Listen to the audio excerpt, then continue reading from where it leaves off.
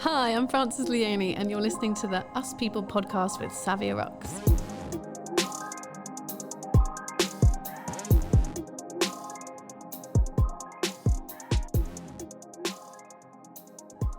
Hey guys, and welcome to another episode of the Us People podcast with your host Savia Rocks. I'm lucky enough to have Frances here with me today. How you doing, Han? Hi, good. Picking the mic. There's a little hair on it. Right, we draw faces on our microphones just to let everyone know. Yeah, it's cute. I'm good, thanks. How are Yeah, you? I'm not too bad. Yeah, all good. Good.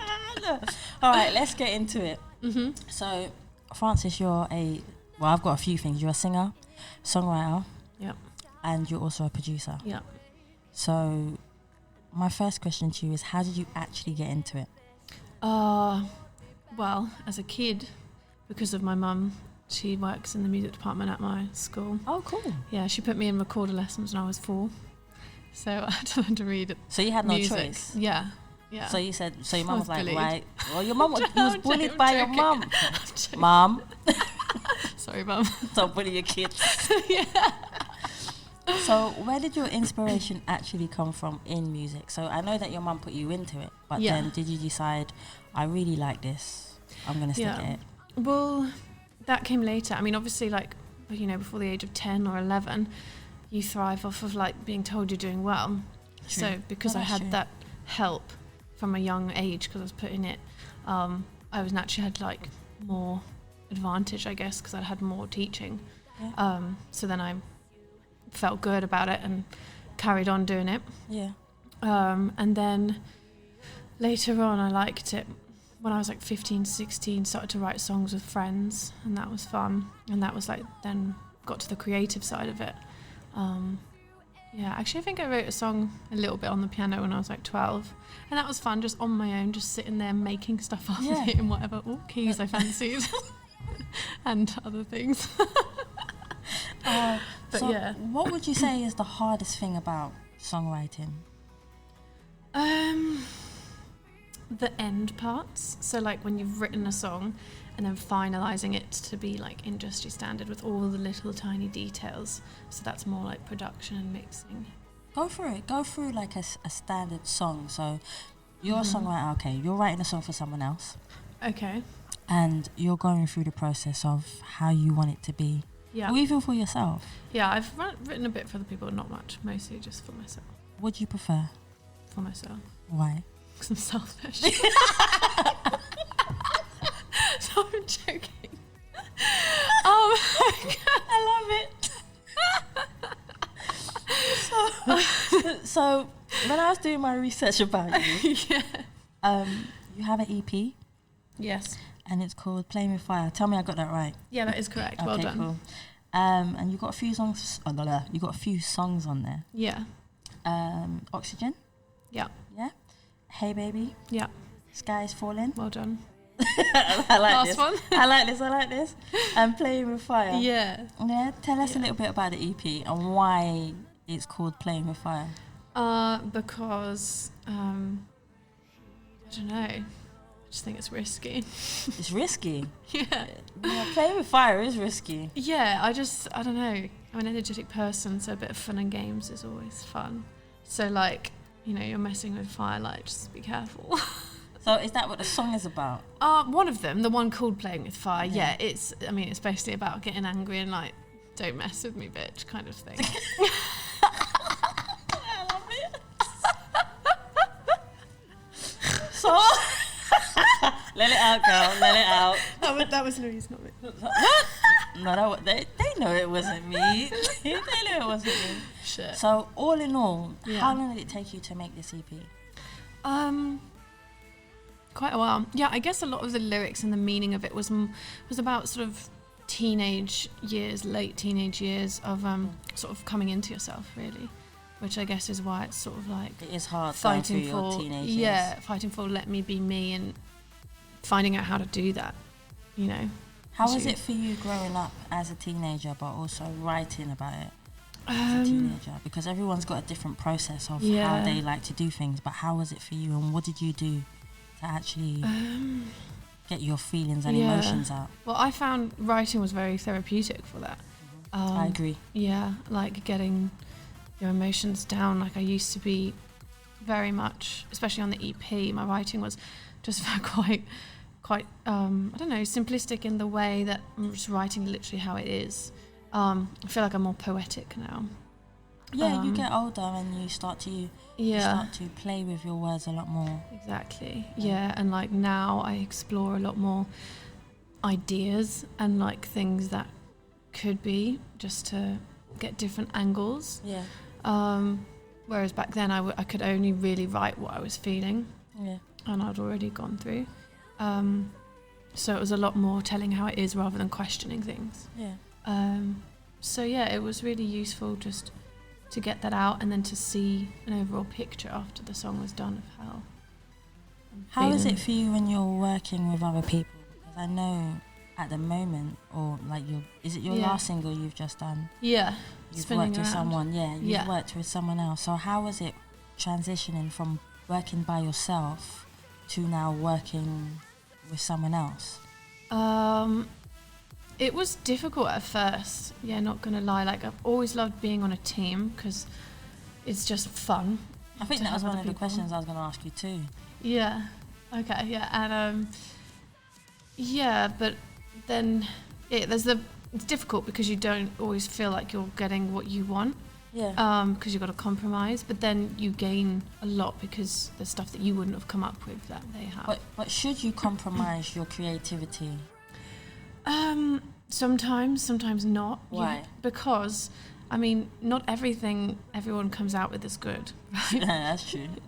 Like, we've all written a million songs and then published, like, some of them, not all of them. Or we write some lyrics and then we rewrite them. So having someone else to sort of quicken that process of clarifying what we're keeping and what we're not is good. And then having new ideas. Why are you laughing? Because I know. You know how it is. Yeah, I know it. Yeah. And it's a learning curve of how to be strong but not aggressive in saying we need to keep this, But would you say you are the dominator when it comes to that part, when it comes to the songwriting I would part? say in the lyrics and the melody in my current working relationship, yes. Yeah? Yeah. So would you say, out of producing, songwriting and singing, which one would you say you dominate the most? At the moment, songwriting and singing. Yeah? Mm-hmm. Yeah. On the EP, I did all of it. So on the EP, I was all by myself, really. Because I did it as a solo artist. I didn't collaborate with anyone on the EP. Did you just choose to do that, or was it? I wanted to be a solo artist, so yes, I chose to do that. I obviously got feedback from a lot of people. I asked people for feedback, family and other musicians, and then when I did take them to a mixing engineer at the end, obviously because I didn't have that knowledge. Yeah. Then I got feedback from them, but I basically told them how I wanted it to be. Like I'd given them my demo mix, so they know how it should be, and then they just upped the quality. As an artist, would you say that it's important for you to learn the background of music as well, not just the actual creative part of it? What do you mean? In the sense of it, would you recommend an artist to learn about sound engineering, to learn about equipment, to learn about the music business? Yeah, to an extent, yes. Yeah. It depends as well. Like obviously in this day and age, you kind of have to do a lot of it yourself. So yeah, you do need to know about it if you're going to do it. Yeah. But if you're lucky enough or talented enough in networking to bring on team members, bring them on board and do that for you, then that is better because obviously everything gets done faster when there's more people doing it. How do you start from start to finish? So what is your process from the beginning of making an EP to the end of making an EP? I know that might be a hard question, but first of all, you just write the songs. You decide what. Everyone works differently, everyone works totally differently. Yeah, I think some people actually come up with the idea of what the whole EP is going to be about first, and then they go and write all the songs like that. And now I probably would do that if I was going to do it again. But back then I just sort of wrote the songs and then decided they were going to be an EP. Originally as a young teenager, like I guess 17, 18, when I had an idea that I would do this at some point, it was maybe going to be an album. But obviously things are changing in the industry, of what is good to do. Actually at the moment singles are kind of really good, especially if you're up and coming. That's true. EPs are good, but and albums are good, but singles are just so much. I don't see people paying as much attention to albums as they do singles. Exactly. And it's sad because albums used to be so good to listen to. Exactly. I have so many albums that I go back and I listen to. I can't remember the last time I bought a CD. Yeah, it's like having a preset playlist. Yeah. Nowadays we have playlists instead. But it's easier to promote one song, and get on multiple playlists, and then the next song and get it on those same playlists. Yeah. Doing a whole album at once is it just doesn't get you the same recognition anymore. No, that's true. What's the most embarrassing moment you've ever had? What, in music or in life? Okay, you can answer both. Oh, I don't know. I haven't actually thought of that. Have you been on stage and something's just happened? Or? Oh, God, yeah. Okay. See, there you go. Yeah. It's so good. It's so juicy. But it was before I actually finished school. I've obviously had embarrassing moments since, but I mean, the most embarrassing in my head was being like, I think I was 18 or 17, I don't know. Anyway, and we had a school talent show or Battle of the Bands or something. Yeah. And I just remember singing and then suddenly realising I was like way off key. Like all was going really well and then it wasn't. It just suddenly wasn't. And I guess because you just go along. Once you're in key, you just carry on. Yeah. And then just suddenly realise you've gone off. It was really like, and I was like, shit, like I'm in the middle of performing here, like in front of everyone, and I remember catching eyes with this like one girl. She probably barely even know her, but she was just at the front, and I was like, fuck. And I remember thinking, like, I can't let her know, not her, but everyone. Like, I can't just stand here like a lemon. Yeah, because your face expressions, like, they let everyone know how you're feeling. Yeah, so I think I just whacked on a smile and looked elsewhere and, and tried in my brain to, like, figure out the key and, get back in it, which I think I did within a few seconds. But, it was just horrible. Like, I hate being off key. That's always a fear. But you're also a singing teacher as well. Yeah. I see, I've been doing my research. Oh, thank you. Good. Well done, you. What is the best and the worst thing about being an artist? Worst thing, I guess, is that it's I don't know. I mean, it's easy to say the money because there isn't really. It's like a lot of it is, geared towards as hobbyist musicians. Like, oh yeah, come play in our pub for free and stuff. And if you want to get above that, you have to think business-wise to not be in that. Do you think it's hard, especially when you don't have any money? If you was to give advice to somebody who doesn't have any money and they wanted to get into the music business. To get money? Yeah.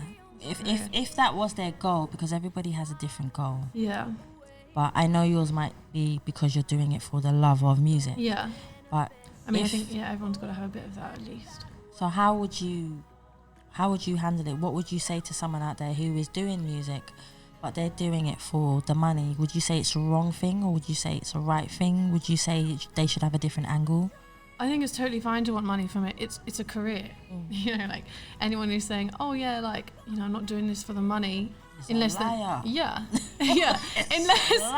Unless they're actually not getting any money, then it's great to do it as a hobby as well. And I do it for both reasons, obviously. But like, if someone's making money and they're like, oh, I don't do it for the money, it's like, well, that's bullshit, isn't it? That's not. I like the way you quiet it down. Oh, that was bullshit.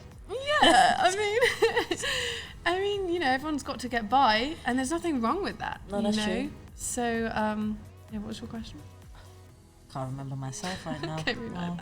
I think what I'm trying to say is, I think everyone has a different direction of what they want. Yes. And what they want the outcome to be. Which leads me on to my next question. So, define what success is to you. Because everybody has a different definition. Yeah, I mean, I would love to be able to do music full time because I love it. I just want to be doing that. And then also, like, it's not that I necessarily want to be rich, although that would be nice, but it's kind of like, when you're at school and you get told well done, I still have some of that in me. Fair so enough. like, yeah. So like, I think we all do. if it's, you know, if a lot of people listen to my song, then I feel good because I feel like, you know, I've done well and like, you know. But there's obviously, you know, songs that I've written that necessarily haven't done so well that I still value a lot in myself. Yeah. So it's not just that. But yeah, so I guess success to me, I also want to tour. So I just love performing, so I think that's where you can connect with people the most. Oh my God, yeah. When you're touring, I think that's one of the biggest things. What's the best thing about touring or being on stage? Yeah, the connection with the people, for sure. You've definitely been on some big stages. Yeah, my biggest one, I mean, they've not been that big, but for me. Big enough. Yeah. Come on. So She's being modest. No. So like the biggest one was in Spain last year, and if you get to sing in front of the Prince, then you're good. Oh yeah, I've done that. Mm-hmm. Yeah. I mean that was lucky. Yeah. That wasn't luck. I mean, how old was I then? I was 17, I guess. You were good, so. Yeah, I was just a goody little two shoes, so I got picked. So what are you trying to say? You're bad now? Well, no. What was I going to say? Oh yeah, no, the biggest one was like 3,000 people in Spain or something. Yeah, and that was awesome to have people like jumping to our music, and dancing along, and then like halfway through, like, so at some points I was going back behind the DJ booth because I was with my colleague who I always write with. And then as I was walking behind, like some people came around the side of the stage, like in the middle of the performance, and were like hands up in the air, being like, Instagram, you know, like what, and picture. And I was like, oh, it was so sweet. I was like, yeah, I would love to. But I was like, I'm in the middle of the gig, like let's do this after because I'm gonna have to sing in a second again, and like it's stressful. Have you ever forgotten your words? Oh yeah. What do you do? I sing Watermelon. Watermelon? Have you not heard of that? No, I don't actually say watermelon, but like I literally just mouth and like sing sounds until I remember. Because I usually still got the melody, you know? Yeah, that's true. So, yeah. What was it like the first time when you went on stage? Oh, that would have been at school with like a band or something. How was it for you? Nerve-wracking, definitely. Oh, it's still nerve-wracking now. Yeah. Do you still get that? Oh yeah. What do you do to kind of fight it off? Red Bull. You drink Red Bull? Yeah. Talk about high. Yeah. Because coffee makes me jump all over the place. So exactly. If you're drinking Red Bull, I was jumping. But I mean, it was. Wings. I've only done that like once or twice, and it's for EDM gigs because they're high energy anyway. Yeah. So like you want to get the crowd going, and if you're not in it, why would they be in it? You know. Yeah, that's fair enough. No, so that's a good point. Yeah, and I found that not only did it give me energy, which I probably would have been fine without. Yeah, because you do have a lot of energy. Yeah. Oh yeah, I guess so. Yeah, it's fun, isn't it? Like. Yeah, and I think that energy gave me the confidence as well because I was so excited then that I no longer felt too scared. Which is good. Yeah. Kind of gets that adrenaline rush. It's like taking an exam. Yeah. Well, for me, it was my driving test. Yeah, definitely. One of those where you're nervous and then you think, oh yeah. But once you're in it, you kind of have to focus. Yeah, or you're you fucked. have to do it. You have no choice. Yeah, exactly. So that's what it's like with the gigging as well. Once you're on, you're away. Like. So what would you say to anyone that is afraid of going on stage? What advice would you give them? I mean, there's different ways you can think of it. Like, first of all, you have to find a way to just get on. Do you do any exercises before you go on stage? Or? I mean, yeah, before that one gig, because it was my biggest one, I was really scared.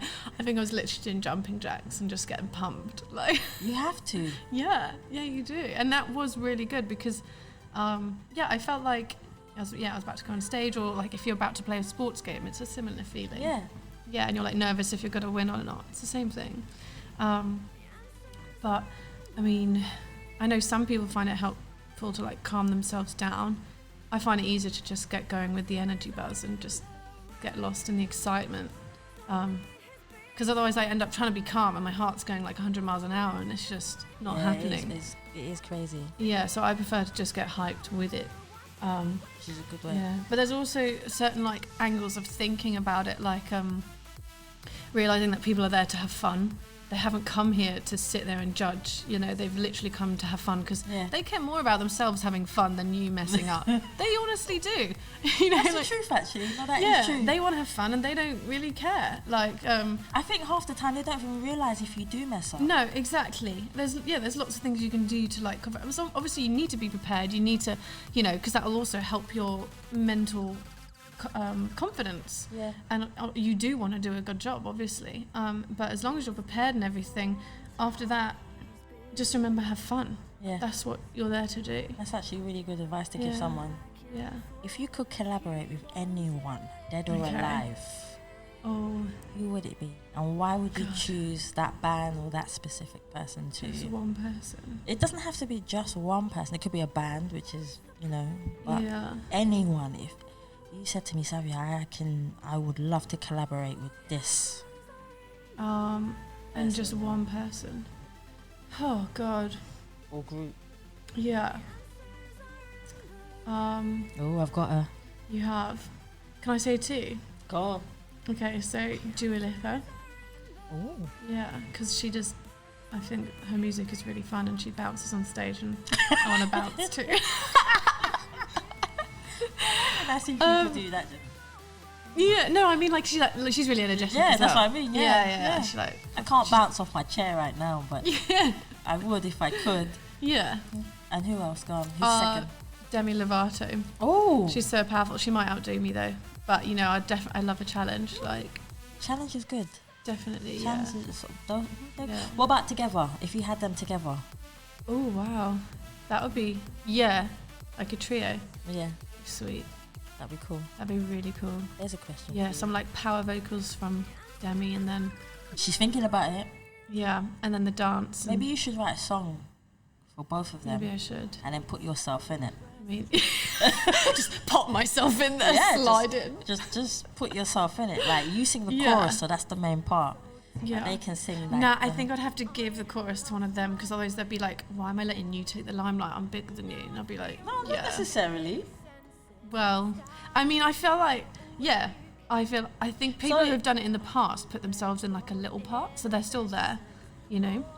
Well, if an artist turns around and says that, doesn't that say a lot about them? What, that they... Yeah, but it is also how the business works, unfortunately. So, you know, it's kind of also fair that way. Like, you know, in a collaboration, everyone needs to give and everyone needs to take. If someone's giving a lot and no one's... So why couldn't you do the chorus together? Yeah, we could do the chorus together. There you go, we got some, I'm just saying, if they only have like a small little part, they'll be like, why am I bothering? What am I getting out of this? Music. Yeah, but they have that anyway. I would headlock them. I would so headlock them. You're getting music. Okay, maybe. What is the difference? Okay, as an artist, what makes you different from other artists? Here's your chance to shine, girl. Yeah, I know, I should have thought about this ahead of time. Well, so Javi and I, he's called Javi Guzman, my colleague that I write with. So he's a Spanish DJ, and so the reason we work together is because obviously he's a DJ, I'm a singer, and we work together. Yeah, and we're a duo together, and that doesn't like that happens a bit in collaborations. It doesn't really happen in like set duos. One similar one is Chainsmokers. They've got that, but there's not many, especially with like female singer and male DJ, where you actually perform like that as almost like a band. Are those the ones in the pictures I've seen? Yeah, you would have seen them in the pictures. Pretty cool. Yeah. They're pretty cool. Yeah, it's cool, yeah. How did you guys actually meet? We met in London when he was living here for 6 months. He came over to learn English. And I guess Music Network as well, because I met him at a music networking event. Yeah, and and I met him there, and I sort of realised that I wanted to work with him. And I didn't, you know, it's hard when you're making friends with people to say like, yo, I really want to work with you, and then be like, who the shit are you? Like, I don't know you. Like, why would I care? Like, and also because you can show people your music there, but like most of the time everyone's too busy talking and like it's loud and getting numbers. Exactly. So they most of the time won't listen to your stuff until afterwards, because there's not really too much point. They will have a little listen, but it's not the same. And then it's if they can be bothered, you know. Do you find it hard to sell yourself to people? Yeah, definitely. What do you do? What's your process of actually selling yourself to people? I just try and be myself, to be honest. Just try and be friends with people. It's so much more easy and fun, and I think that's what everyone wants, really. They just want to enjoy their work. So if you just try and be their mate, makes total sense. Because who would want to work with someone that they don't get along with? So. What are the challenges within music for you? So if I said to you, Frances, what are your challenges within music that you wish were better or easier? What would you say to me? I'd say in the industry, knowing how the industry works and how to climb the ladder. It's a very secretive industry, isn't it? So I think everyone's got their, how can I say, their secret society groups, if that makes sense. Yeah, and also because it's changing so fast. Like, 20-30 years ago it was all records, and now it's all on the internet with Spotify and streaming, so everyone's relearning. I think there's a good and a bad of everything. I miss going out and buying a CD. I miss going to HMV to go and get a CD that I love listening to, but now, like you're saying, it's all streaming and we don't get that physical in our hand anymore. And I think that's hard for some people. Because now people don't buy just an album from one artist, they're now going to playlists, so it's much easier for everyone to get a little bit of success, much harder for one person to get a lot of success. Do you know what I mean? That makes total sense. Was there ever a point in your life where you said, I want to give up, I don't want to do this no more? Never where I said I want to give up, but sometimes where I was like, should I? Why? Just because, wondering, if I'll ever find that path. To be honest, I actually never thought I would fully give up. It would just be like, I don't know, should I put it a bit more to the side or something? There's a lot of people who turn around and say, oh, maybe you should get a job or do something, and I'm rebellious. I'm like, no. Especially if someone tells me, I'm like, no, go away. I can't really see that happening, even though obviously lots of thoughts go around.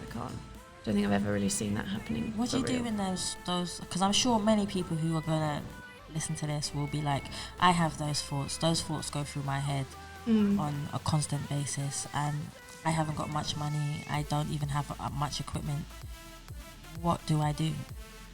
I think you've got to figure out what is really in your gut. I think we all have gut feelings, and it's just getting in touch with how we truly feel and then acknowledging that.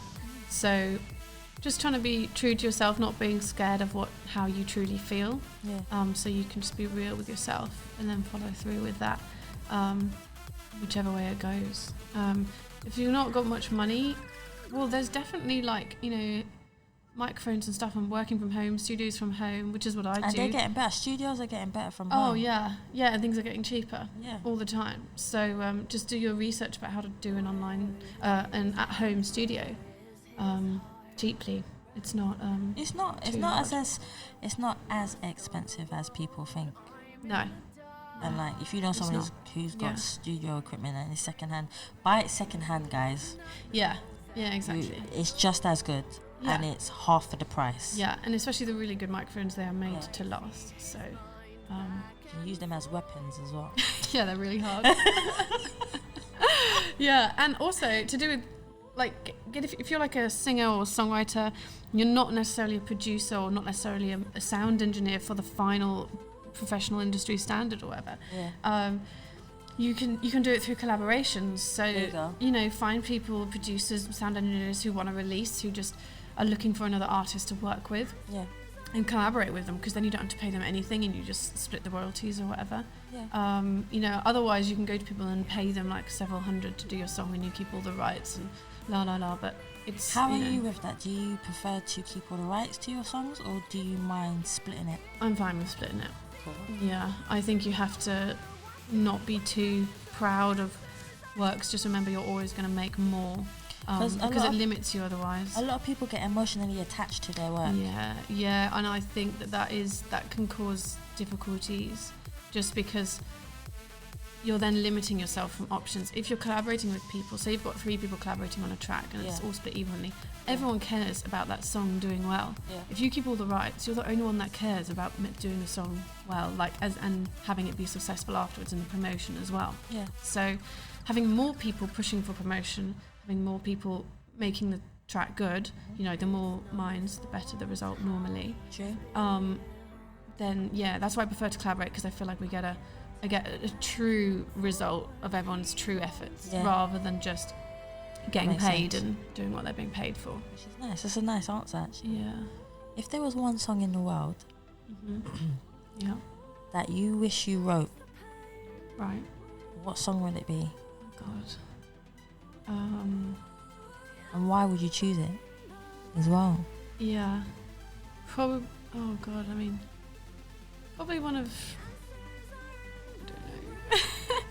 I don't know. There's a question that's gonna follow up. Oh, okay. I feel like that isn't one song. I go through phases of loving songs. Okay, what's your top song at the moment? She's stuck again. Yeah, because the one that I'm loving right now is like something I wouldn't normally. But that's a good thing if it's not something that you wouldn't normally listen to. Yeah. So I guess so. Right now, I'm loving "Take Me Back to London" by Ed Sheeran. Do you know it? Yeah, I know it. Yeah, love it. My boyfriend introduced it to me like 3 days ago. I listen every day. Fair enough. Well, see, that's what I mean. It's what resonates with you at the moment. Ed Sheeran, I want to collab with you. Thanks. We'll get it out there. Yeah. We'll get it out there. Yeah, why not? See? So would he be one of the top 5 people that you would like to collaborate with? Oh, yeah. Definitely. Yeah.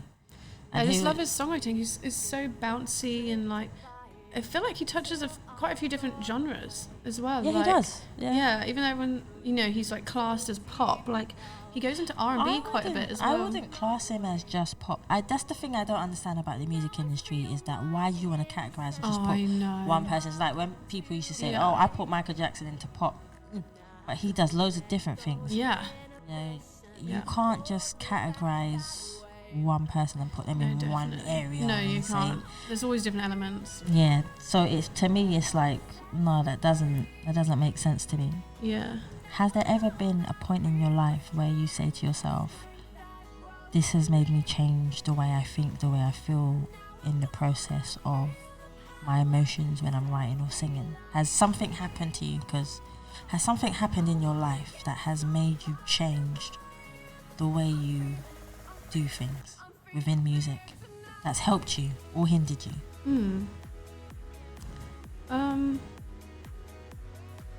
Well, it's a hard question. I feel like I've sort of slowly changed.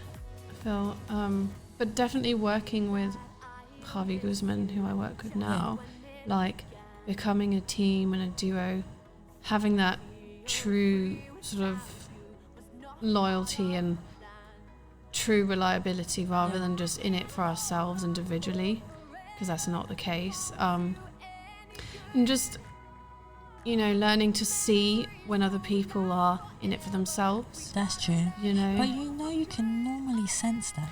You can normally sense that. When someone's generally want to help you, like when they really want to help you, you can feel it. Yeah. And just sort of, I think he made me realise that there are people that just, purely do just want a musical relationship and to work together and get a good song, and that's it. There's no other ulterior or selfish motives. Yeah. Stuff like that. There are definitely people that are like, oh yeah, let's work on a track. But what's your ultimate goal? If you set yourself to a standard where you said, this is where I want to be, this is what I want, what is your ultimate goal? Well, it's hard to define that because the music industry is slightly unknown.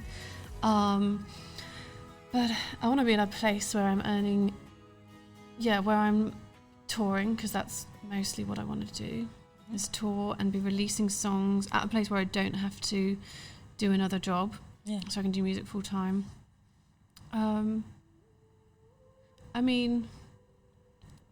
Yeah, I mean, I'm unsure of what those exact, numbers need to be to qualify for that. Do you know what I mean? No, that makes sense. But I guess I know it's hard sometimes to define exactly where you want to be. Like some people, like for instance, podcasting. I love it. I love being able to help people. I love being able to say, this is your chance, pitch as much as you can, so people can listen. So the hundreds of people that listen to this can be like, oh wow, okay, I'm going to check it out, because you've given someone that chance. Yeah. And that's the part I like about podcasting, is being able to help people and say, hey, okay, I'm going to kick you in your butt, say whatever you need to say, and just be yourself. For me, that resonates with me, and you can also see that there's a passion in myself when I actually say it. So everyone has that different type of like direction that some people just want to be successful to a degree where success means they just want to be able to afford everything that they want. Yeah. Whatever that is, I don't know. Definitely. But it could be a house, a car, being able to you know, look after their kids and family. Whereas some people want fame. Yeah. So it just depends on the actual person. Yeah. If you had to give a message to your fans, and you have fans out there, what message would you? It doesn't matter. It could be one, it could be a million. Yeah. What message would you give them from you that you don't normally say to other people? Follow your dreams and screw what other people think. I think a lot of us are constantly influenced by a lot of people around us, and that's true. Fuck them. Yeah. Don't literally do that part, but no. Fuck them off, not, If you had a chance to go back to one memory in your life, what memory would it be and why? Oh God. I mean, that's just like putting my life, trying to quantify my life into one sole meaning, which I feel like is too narrow. Oh, I like that answer. Yeah, I mean, I feel like giving an answer to that would like frame my whole life. Okay, you don't have to. No, I can. What was your question again? If you had to go back to one memory and choose one memory. Okay. Good or bad or good?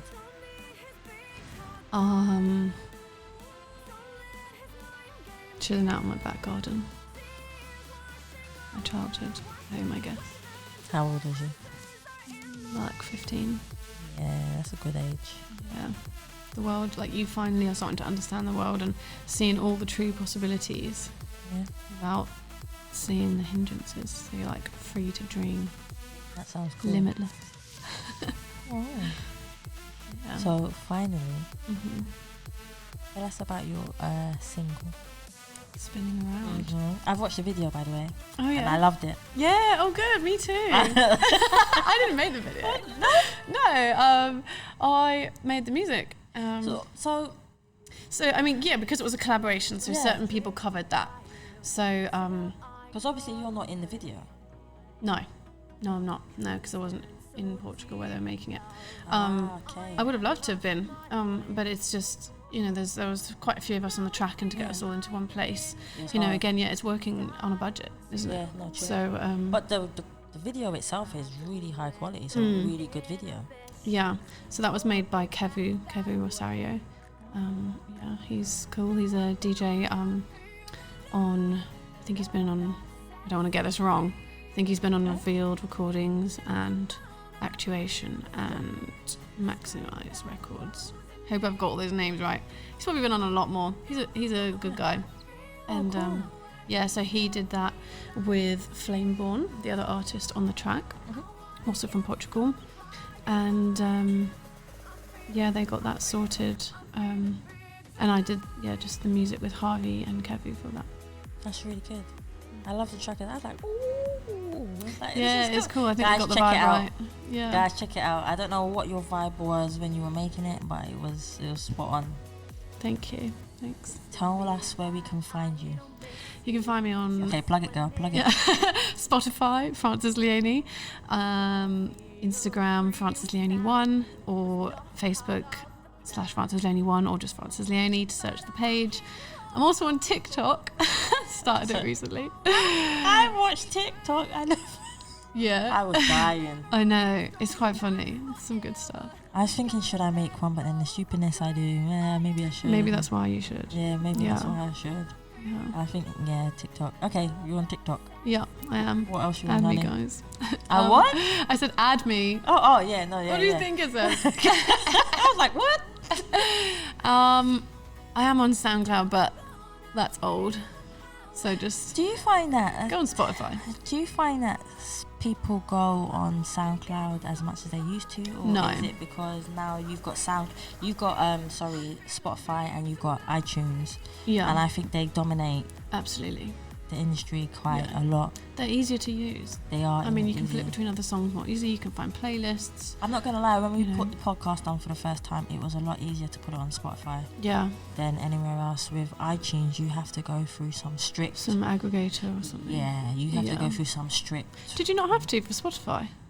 It's interesting. Really? What? I thought you had to.